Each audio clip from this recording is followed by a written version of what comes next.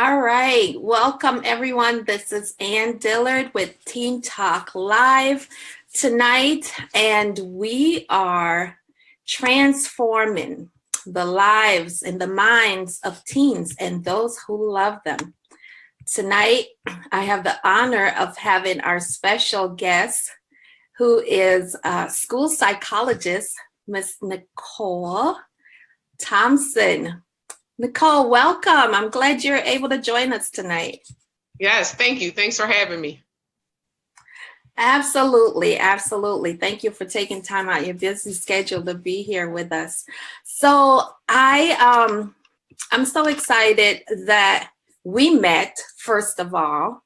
Do you want to just give our audience just a brief history of how we met? Then we'll talk about what you do, and we'll go from there.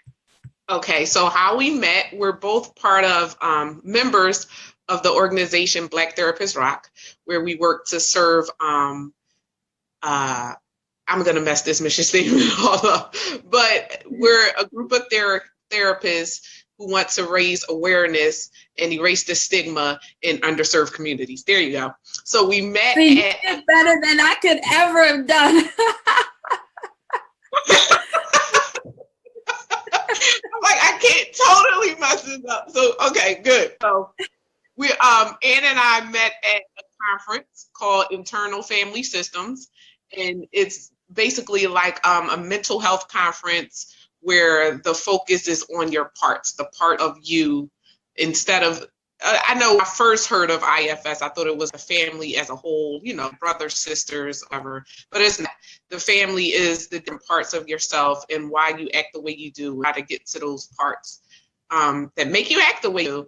And Ann, myself, and I think it was like four other.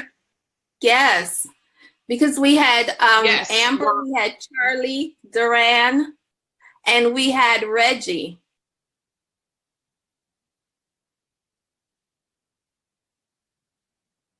Yeah. So we were part of a fishbowl, which that was my very first time being a part of a fishbowl. And we were also on a panel discussing different issues of racism in this country and what affects us. And that's how Ann and I met. That was such a rewarding experience. Let me take time to just welcome our guests. My cousin Daniel is here. Welcome, welcome, Sister Grace. And Lanisha, welcome. Krista, I'm glad you joined us. And Tim, I'm glad you're here. Again, tonight I'm speaking to with School Psychologist Ms. Nicole Thompson. And Nicole is going to share, we're going to have a conversation about special education. What is going on with our children in the special education setting, and what do parents need to know about, what do parents need to be aware of with special education? I see that my husband has joined us. Hey, baby, glad you're here. So, Nicole, tell me about where you work, and just give me give our audience kind of a picture of what you do. Okay, so I work in a public school in Philly, like in a huge district. I work in a high school. I'm a school psychologist there. So my main duties are to evaluate students to see if they qualify for special ed. I also do counseling and things, but that's like few and far between. I also have a girls empowerment group called Frankfurt's Finest Females, where I just, work to empower them, keep them growing, keeping an open heart to mature and just, gain some understanding of who they are as people before they try to please everybody else, which we tend to do as women. Yeah, so do you want me to, because that's pretty much my role in the school. Okay.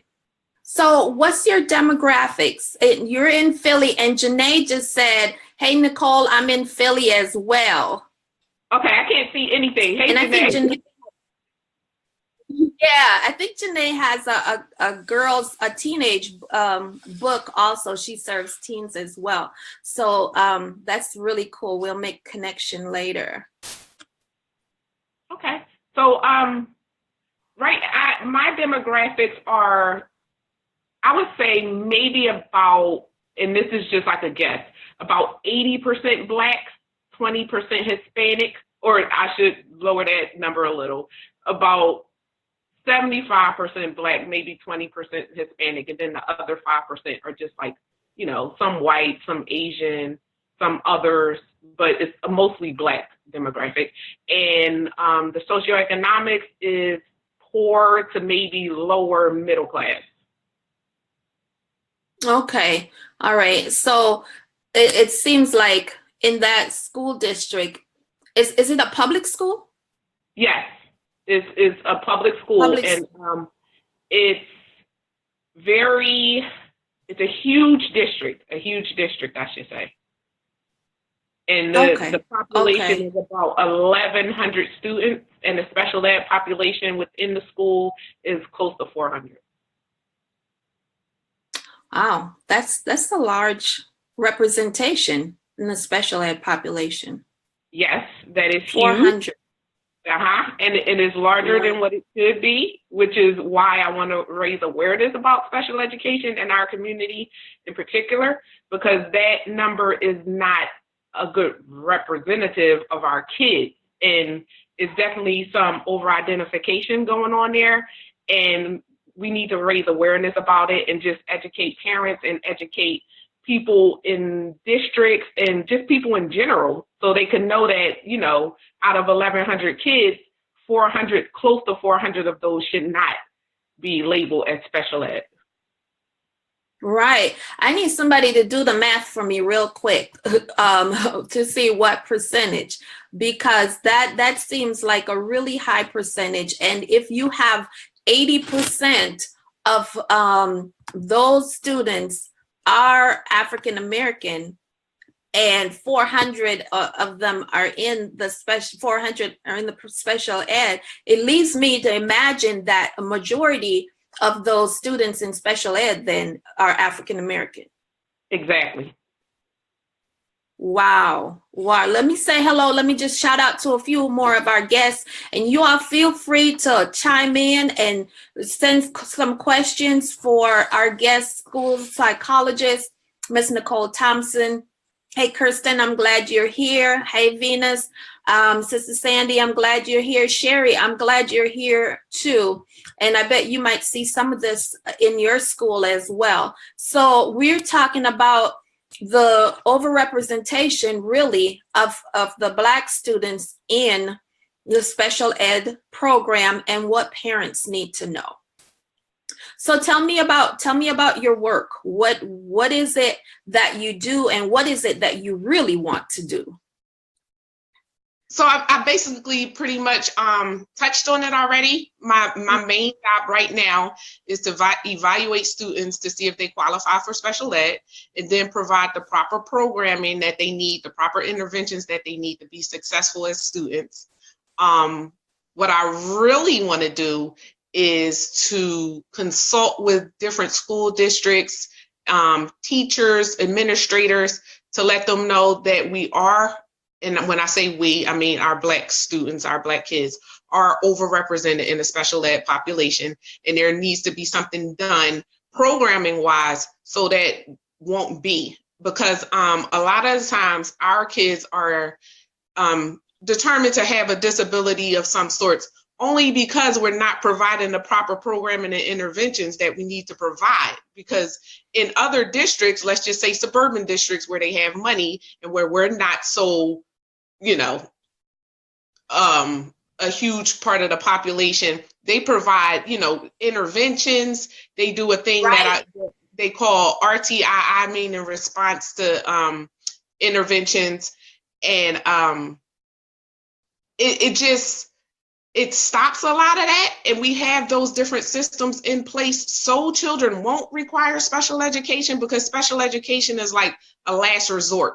And what I put is just working in an urban district is flipped. That's the first resort, to label the child and get them in special ed, and it shouldn't be that way.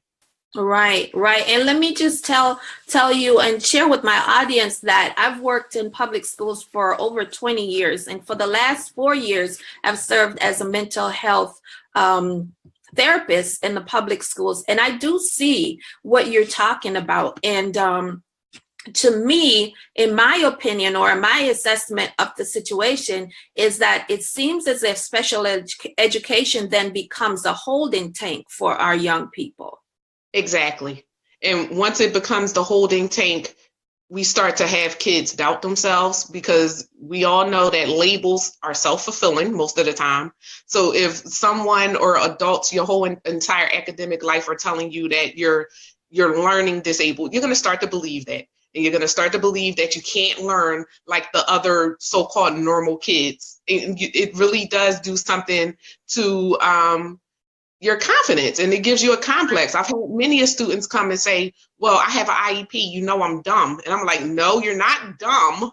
Just because you have an IEP doesn't mean anything. And then I give them examples of like people that I know, because my last principal, he had an IEP, but he's a principal, mm-hmm. And they just get this misconception that because you're special ed or because you need some type of extra support, that you're stupid.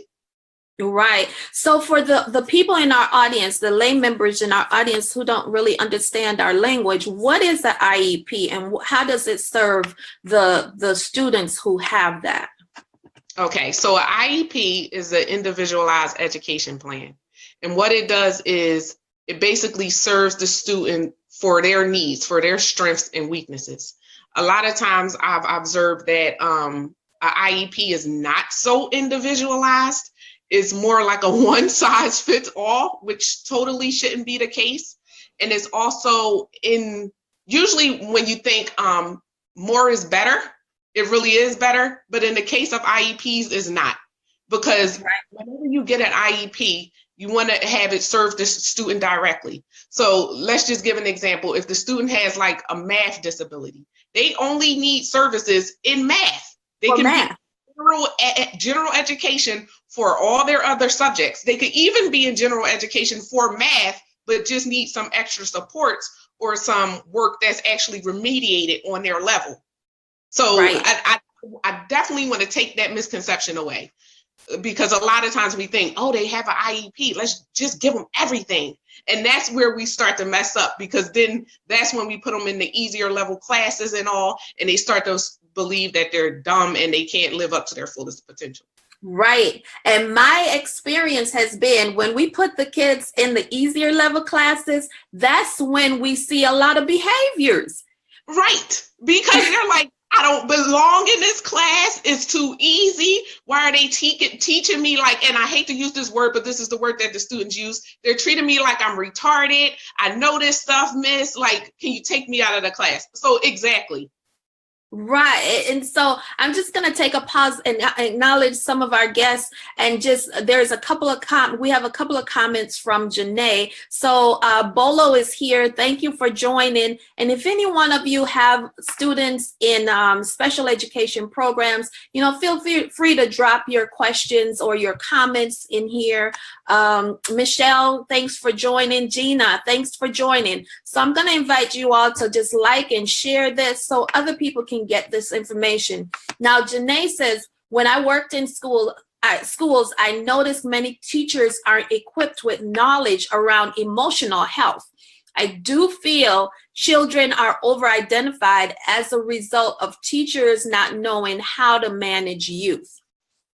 What do you say about that? I totally agree. There's a lack of training, which to me also includes a lack of programming, because if the teachers aren't trained and they're not given the proper resources, their first inkling is to refer them to the school psychologist so they can get placed in special ed, because that's all they know. So, and I see it in my school as well, with the parents and the teachers. So they just see that something is wrong with the child.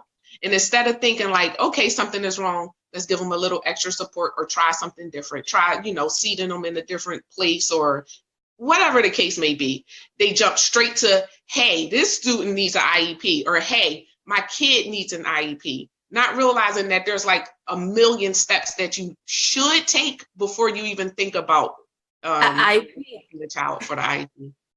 Absolutely. Absolutely. And, sometimes I identify with teachers because they get frustrated. The demands that are on them. And one of the things that I did at one of the schools where I worked at, I created programs for teachers to teach them about mental health and social emotional things that they might be seeing, and giving them practical strategies to use in their classroom, because it's really hard. They're teaching to the test. Right. And they have a time limit to do that. And so equipping our teachers with more of this information is so, so critical. I totally agree. And what is great about the school that I'm in, we do have like different mental health services, outside agencies that basically work in our school to provide them with like social emotional help, because we have so many children being as though we're in the area that we're in, and there's a lot of poverty, a lot of drugs, everything that comes with poverty. So we do have those programs in place, but a lot of times I don't think that it's transferred over into the classrooms. They treat it like a separate entity, which they shouldn't. So it's still, the teacher just wants the student out of the classroom. So it's like, test them. I think they should be tested, not even realizing that just because you test them doesn't mean that they're going to go to a different classroom. Absolutely. And just to play devil's advocate for a minute, if I have 30 kids in my classroom and this one is just cutting up all the time, of course, we know as mental health professionals that behaviors are always conveying some kind of a message, right? There is a need there. But if I have this kid that's cutting up all the time, I probably will want them out of my class too. Right. And it's totally understandable, especially with, 30 plus kids, and saying one kid is like an understatement, because it's usually like 2 or 3 at least, and exactly. 3 kids with some severe social emotional issues can destroy a class and destroy learning for the rest of the students as well. Absolutely. Now, Janae said the RTI program does not always work. She said, I've seen many people do the paperwork, but not the actually work the plan. And this is so unfortunate. My sentiments exactly. Right. So ideally, if we were doing RTI the way we should be, it does work. But unfortunately, a lot of the programming and different things that we put into place aren't done with fidelity, and that's a huge problem. And that's why I believe that there shouldn't be like mega districts, because I consider my district a mega district. It's just way too huge, and there's a lack of accountability. So as soon as you start to get larger, the accountability sort of slacks off. So and I don't know where Janae works or whatever, but there's always, you need to train, you need to monitor, and you need to hold people accountable. Because RTI, I've seen it done and I've seen it work. So I know, and there's evidence to, back it or whatever. But of course, it's not going to work if they're just filling out papers and not actually doing what they should be. Okay. So just for our audience members who are not familiar with that acronym, can you tell us what RTII means? Response to intervention. I forget what the other I is, because they added that I on not too long ago, but it's response to intervention. Okay. Is it individual interventions? I don't think it's individual. Okay. I'm not sure what the second I is. The second I is like, Yeah. So, one of the things that I see, and to Janae's point, one of the things that I see is that a lot of kids will have, a lot of my clients, when I was in school-based mental health, they'll have IEPs, but they continue to get suspended because the IEP is written for specialized services for that kid to offer some kind of interventions before we get to the boiling point where they have to be suspended. And a lot of times I see that the IEP is not being implemented. So I have to get with the team and say, and question the suspension. Well, when this child asked to go see their therapist because this is an intervention for them, how come that wasn't allowed? Or how come the breaks weren't allowed? Right. Or how about the IEP wasn't implemented at all? Exactly. Yeah. So there is a definite problem that's not, it's not matching up. Right. It takes a lot to get an IEP in some cases. Not the case that I'm in. That's why I qualified that by saying in some cases it takes a lot. And it's a shame that they're not being used in the proper way, in a lot of cases, in the proper ways that they should be used, because if used correctly, I believe that it can be really helpful for the students who need it.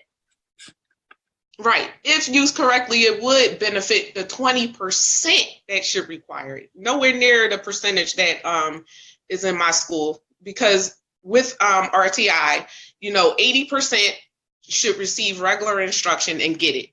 Then there's another, I believe it's 15% that will require some extra interventions. And then only that 5% would be in special ed. And those are ideal numbers. But just looking at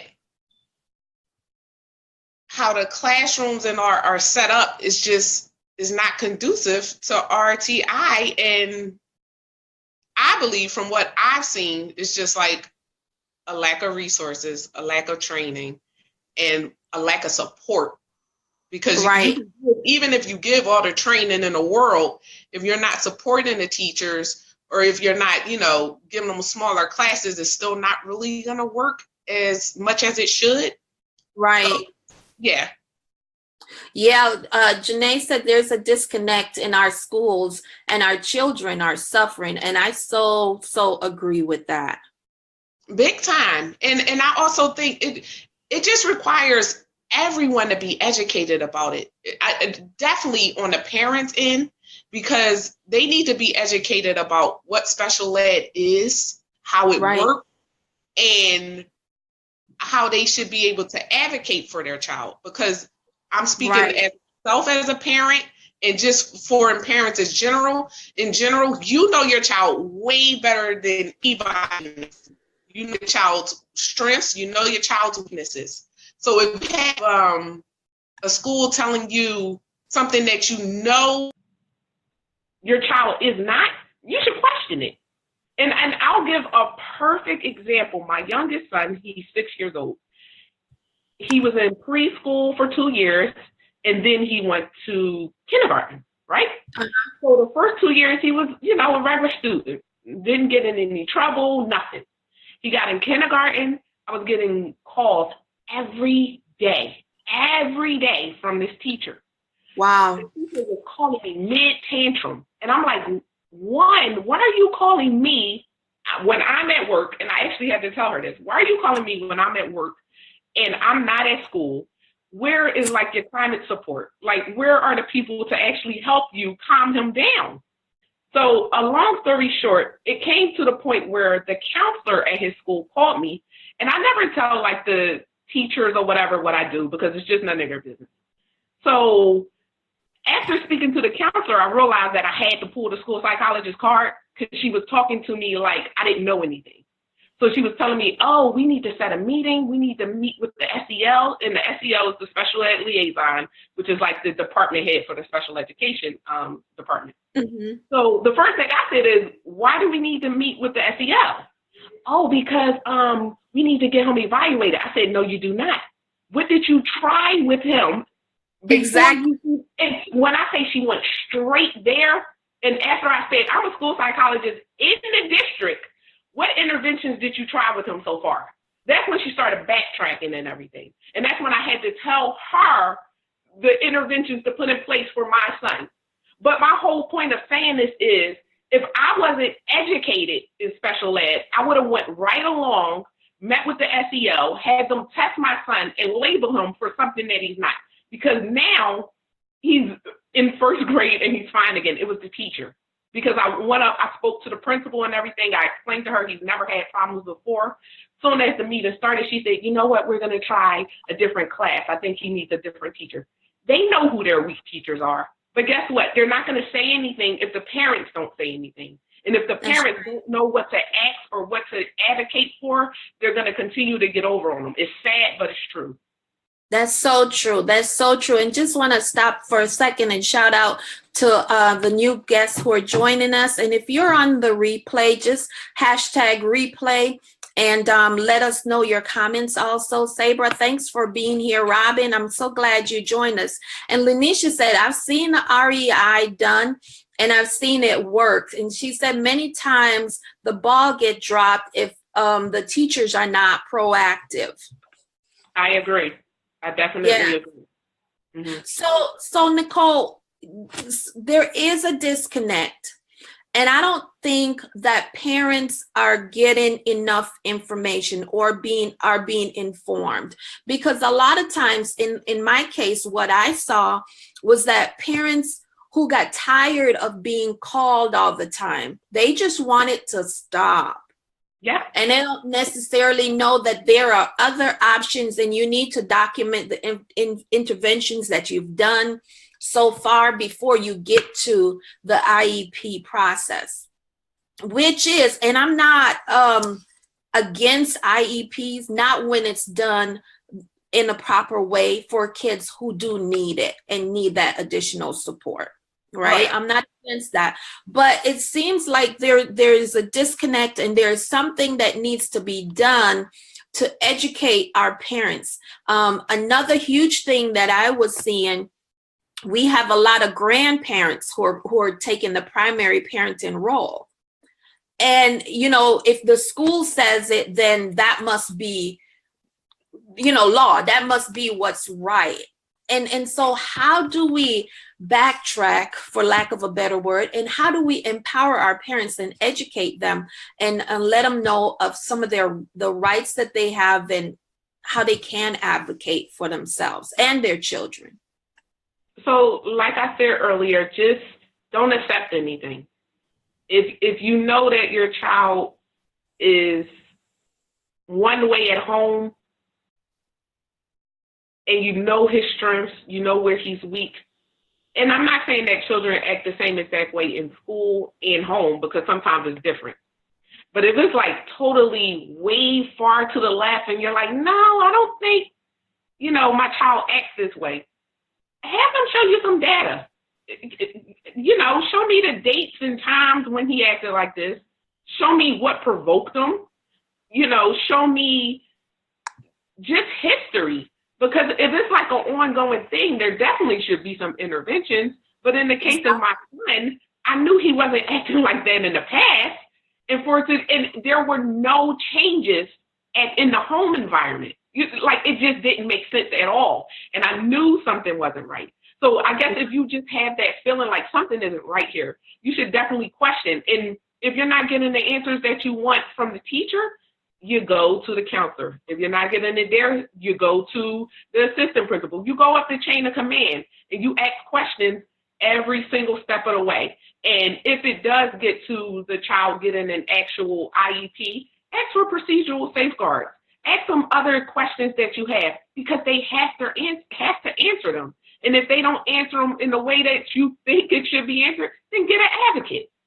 Because advocates are great, and they know the laws, and they know what should be done, and they will be there, and they'll sit with you in the meetings and all, and lead you through the whole special ed process. That's right.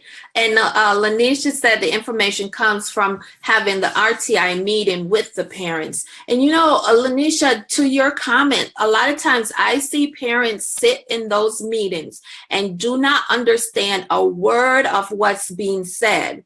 And a lot of it goes over their heads, and nobody stopped to check, do you understand what this means? And so what I started doing was I started going to meetings with my clients. I started going there, and I would tell them, okay, let's pause to make sure that the information that you're conveying is being received or understood, what you're trying to say, because it's a scary process for parents. Right. So you were their advocate. You were your student's advocate, which I'm all for advocates. And when I am in meetings, I always speak to where the parents are. I can look at a glazed over face and tell whether or not it is like I'm speaking a foreign language. One, I don't use a ton of jargon. Like I try to use pictures, like the bell curve and everything, and explain it in layman's terms, because even some of the teachers don't even understand what the heck I'm talking about. So I know if the teachers don't understand it, the parents aren't going to understand it. So I always try to put it in a language where they can understand, and I constantly ask them, is it clear? Do you have any questions? But you're not going to get that all the time. You're going to get some people that just want to speak, the little fancy language so the parents won't ask any questions because they don't want to answer any of them.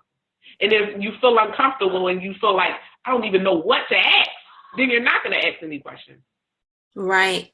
And again, sometimes the parents are so frustrated by this point, they just know that they need their pain to stop. And this seems like the only option that's out there to stop this pain, when in fact, it's not. There's interventions that could be done.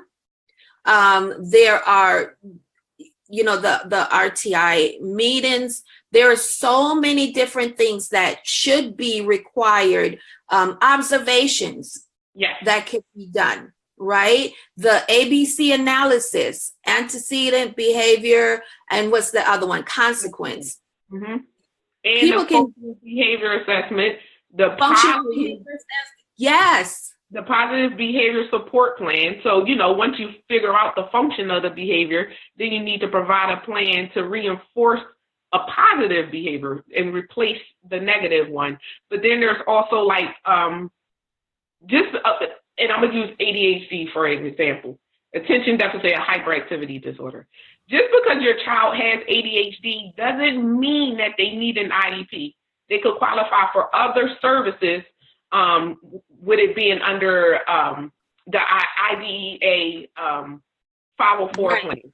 So it's not an IEP, but it's just providing extra accommodations. It could just be as simple as using different color highlighters, using color-coded folders, having different seats where they're seated towards the front. So if the teacher's zone that out, they could tap them on the desk. Hey, are you okay over there? Because a lot of times, students have ADHD, but they have A's and B's. So why would you even want an IEP for this child? They don't need it. They just need some extra support. But it's just a huge misconception, I believe, everywhere, even in the court system, because I have a lot of students that are going through the court systems for DHS or whatever. They're on probation. They've broken the law some type of way. But we've had judges ask for an IEP. What do you mean? Right. And that's just there's just a miseducation everywhere. And I have to write back quite many times, just because they're acting up in school doesn't mean that they require an IEP. Exactly. And so, you use the example of ADHD. And a lot of times what we're not even taking in consideration is, what's the trauma in this kid's life? Or their diet. Let's start with their diet. If you're coming to school drinking a Pepsi and eating Doritos first thing in the morning, don't you think you're going to be hyperactive? It's so many misdiagnoses going on. So I've had people to come to me and require a specific diagnosis. Which I think And I'm like, you have the wrong therapist. That's not how I operate, and it's really bad. And I feel really sad when parents ask me for certain diagnoses for their children. And I have to say, I'm so sorry, I'm not seeing that.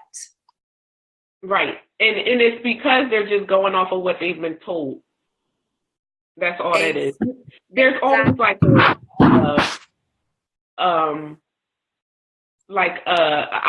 I can't even think of the word that I'm looking for, but there's always a buzzword. There's always a buzzword. And right. especially that right now, ADHD is definitely one of those buzzwords. Right. And in my district, emotionally disturbed is another buzzword. So they take those buzzwords and they run with them. They get like just enough information to know, hey, my kid could have this. And then they start, asking, hey, can my kid have ADHD? Or right. Yeah. I had a situation in one of the districts that I work with. They classified one of my clients as having autism. And excuse me. And the reason for the classification, because I questioned it. And the reason for the classification was, well, that's the closest thing that we can diagnose this client with to be able to get the services that this person needed. And I get that all the time. That's why a lot of times our kids are overdiagnosed as having an intellectual disability, because they're right there in that gray area where if you don't qualify them for an intellectual disability, they won't receive any services. But why should it be that? Why can't they receive services if they're not special ed?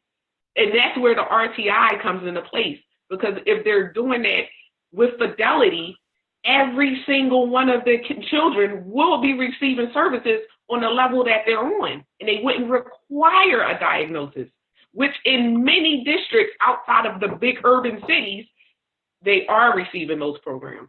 Exactly. Exactly. There is a huge disproportion that's happening in special education. So if one of the things that you brought up was a 504 plan, and I don't know that a lot of parents know about the 504 plan. Can you touch on that again, just for those who might be joining us or just missed that part about the 504 plan? So a 504 plan is not an IEP, an individualized education plan, but it does provide accommodations for your child if they have a medical condition. So they could have ADHD and just need the different things that I mentioned earlier, folders, preferential seating, things of that sort. Or they could have, let's say, like diabetes. Just to use that as an example, and they need to leave the class ever so often to go get a soda or to go get some sugary something to keep their blood level, where it should be. So again, a 504 is just something put into place for students that need some extra accommodations, just things to make their academics go well. They're already doing well, but to keep them doing well, they need some extra support. Right. And one of the big things that I think we miss with our kids also is sensory processing disorder, because a lot of our kids have that going on where, their sensory is not firing correctly, but it can be easily missed for something else. And actually, you know what? I don't have too much experience with that, so I can't even speak to it too much. Yeah. The only time I really get sensory processing concerns is with autism. I haven't really gotten outside of it. Yeah, I think that's something that people need to look a lot closer to, because it can be a lot of times students who have a learning disability have sensory issues going on too, but sometimes sensory issues can be misconstrued or misdiagnosed for something else. And I think that's something that doesn't get a lot of attention and really should get more attention, looking at the sensory processing that's going on with our kids. Yeah. Well, Nicole, this has been really informational. I see that Ramona has joined us, and Lanisha said this is a great topic. Janae said thank you. And I see that Sister Kimball have joined us, and my nephew Charles have joined us.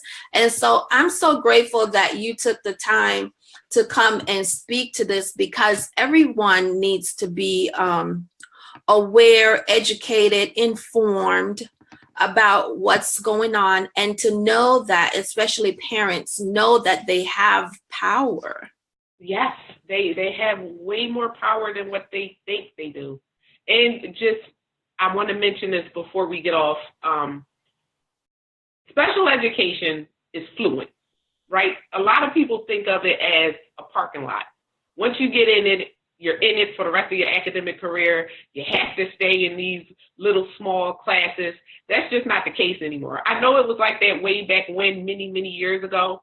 But now, just because you qualify for special education, let's say in kindergarten, when you're reevaluated, let's say, because it's supposed to be, you know, if you have like a specific learning disability or of the sort, something like that, you get reevaluated every 6 years. There's a record review every 3.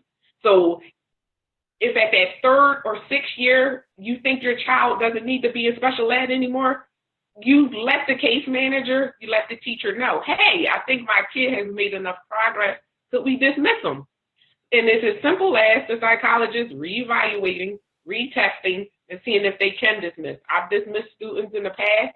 The students are always like super excited and happy because some of them are like, Miss, I knew I wasn't dumb. And again, I just have to confirm, no, you never were dumb. But, you know, just because you're in special ed at one point in your life doesn't mean that you have to stay there. And the whole purpose is to provide them with the services and then dismiss them. You know, like, it's to see growth. So I just wanted to make that point. So parents or aunts, uncles, whoever the case may be, you can pass that information on. Special education is not a lifetime sentence. You can get in. That's a really good point. Yeah. That's a really good point. That's why you have those action plans. That's why you have those interventions listed, that they're going to meet these goals and things like that. And the other piece about it, as we, you know, come to a close, is that if there's a child that needs special education, you know, let's get it for them, to give them the tools and the support that they need to be successful academically, because there is a huge stigma around special education. Yes. And of course, the earlier the better. If you can even get your child help during the early intervention phases, which is like from 0 to 3, that's even better. Right.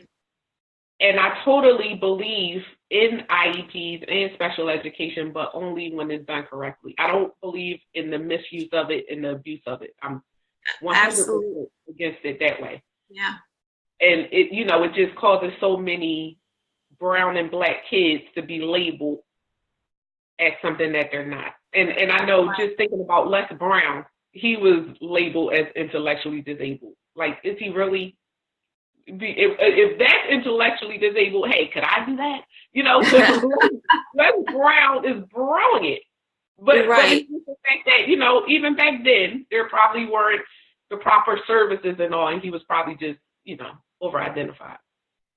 Exactly. And that's what we see a lot of. And if your kids do need that service, you know, let's work on the language that we use. Let's present it in a positive light, because I had students, clients who needed the service, but they resisted it, and because they felt like, oh, I'm gonna be dumb or retarded, which is a very not a appropriate term to use. And I don't want to be on the short bus kind of stuff, which, you know, those are stigmas that go along with special education. But if we can work as a community to remove those stigmas so that our kids can really get the positive help that they need, and hold everybody accountable, hold the parents accountable, hold the teachers accountable, hold the counselors accountable, and hold the child accountable, because it takes all of us working together to make this successful. Yeah, village mentality for sure. Absolutely. So as we close, is there one thing that you would like to say to our parents as we talk about navigating the special education system and the overrepresentation of our Black and brown kids in the system? Educate yourselves, however that may look. When they offer you those procedural safeguards, take them and read them. Call the numbers on the procedural safeguards. Ask questions. There's plenty of resources out there, and I actually have one that's a really good one about IEPs, and it's written for parents. And I just keep it as a reference. It's called Rights Law, and it's all about IEPs. And this is just in case your child has an IEP. It has all of the things that should be in the IEP, the team members that should be in the IEP meeting, and just all the different aspects of the IEPs. I think this is like a really good resource, and I always recommend it. And just I'll drop that in the link when we're done. Okay. So ask questions, and if you don't understand, tell them you don't understand, and you need it explained to you a different way. And if you still don't understand, get an advocate, and the advocate will always understand and be able to relay the information to you the way that you need it to be relayed. I am all for getting an advocate. So Nicole, what kind of work are you doing now? Where can people find you, and what should they look for coming in the future? Okay, so I'm still doing the work that I'm doing now in the district, but I am in the process of writing a book. It's an anthology with Black Therapists Rock. I'll be talking about my childhood and what drove me to be a school psychologist, because I was one of those children that grew up in poverty, that grew up in a very traumatic childhood. I lost my mom at the age of 8, and it was pretty much through suicide. And it was just me overcoming it. And now, which is the reason why I work with teens, to let them know that no matter where you come from, whatever your circumstances may be, it doesn't have to be your landing pad. You can always get past it. Wow, that's pretty powerful. I can't wait to get a hold of that book. Yeah, I'm still in the process, and it has been a very emotionally draining process, but I'm super excited about it. It launches in, I believe, July of 2018. Oh my gosh, I can imagine, and I just think about the lives that will change. Thank you. Well, thank you so much. Thank you for your courage. Thank you for advocating for our students, our children, our babies. And thank you for being there for them and for the parents and for the staff as well, because it's important that we're represented. And I really appreciate you taking the time to be here with me this evening. And if anybody have questions for you, how do you want me to refer them to you? Oh, so my Facebook page, I'm Nicole Thompson. On Instagram, I'm Nicole.Thompson_. Just okay. Simple. Yeah, nothing fancy or anything like that. Okay. Well, again, Nicole, thank you so much. And I appreciate you being here with us, and keep up the good work. God bless. Thank you. Thanks for having me. Absolutely. Have a good night. You too. Okay, everyone, this has been Ann Dillard with Teen Talk Live. Our edition this evening was talking about overrepresentation of our children in the special ed services and how to navigate that with school psychologist Nicole Thompson. And I am signing off because we are passionate about transforming the minds and lives of our teens and those who love them. God bless you.